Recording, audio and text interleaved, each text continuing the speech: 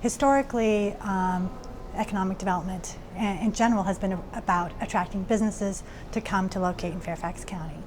We are still doing that, but we also want to create places that attract the workers. We want to create vibrant, urban, walkable environments in our activity centers, because research has shown that those are the kinds of places that workers and companies want to locate.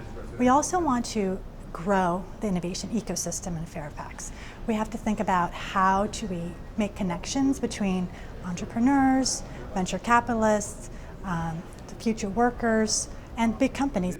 That creates a virtuous ecosystem. To help build a virtuous cycle in Fairfax County, I think we could do two things. Number one is, as parents, we can let our kids know that being an entrepreneur is actually a viable option.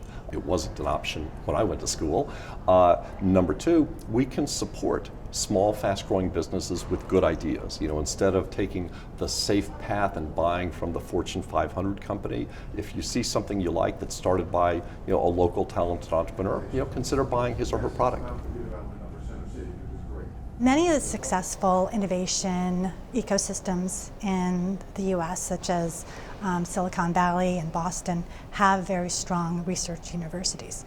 So we want to build our partnerships with those universities. Those are all different pieces of the ecosystem that we want to grow in Fairfax. We can't do it alone. We need to partner with the other stakeholders in the community. Young people want to start companies related to an industry that isn't established in Fairfax. We have to think about how do we make sure that they are getting the mentorship that they need, whether it's through partners at universities or industries that are close. How do we kind of make sure that we've got people at the table that can help grow the ecosystem, maybe in a way that isn't completely traditional.